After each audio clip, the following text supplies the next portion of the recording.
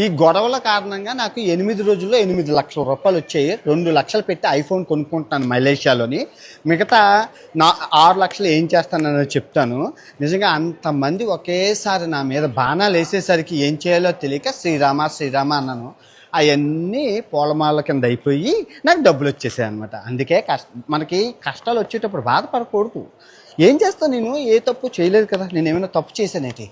నేను చిన్న మాట పొరపాటు వచ్చింది, అది తప్పు అయిపోయింది, క్షమించండి అన్న. కాదండి, నాకు తెలియక అడుగుతాను. వాడు లైవ్ ఆడవాళ్ళతో ఎందుకు పెడుతున్నారు? వాడే మీకు ఇప్పటిదాకా ఏం చేశాడు? వాడు స్టార్ట్ చేసి ఛానల్ స్టార్ట్ చేసి ఎన్ని సంవత్సరాలు అయింది? ఎప్పుడన్నా మీతోటి లైవ్ మాట్లాడా? ఇప్పుడంటే ఇంకెవడో దేకడు కాబట్టి మీరు ఖాళీగా ఉన్నారు. మీతోటి మాట్లాడి మీ దగ్గర నుంచి ఏదో ఇంప్రెషన్ కొట్టేసి చేద్దామని చూస్తున్నాడు. వాడు ఇన్నిసార్లు చెప్తున్నాడు చీర కట్టుకోమంటున్నాడు, చీర కట్టుకోమంటే ఎంతమంది చీర కట్టుకొని ఉన్నారండి? నాకు తెలియక అడుగుతాను. ఇక్కడ లైవ్లో ఉన్న వాళ్ళు ఎంతమంది చీర కట్టుకొని ఉన్నారు? ఈవిడ వయసు ఎంత?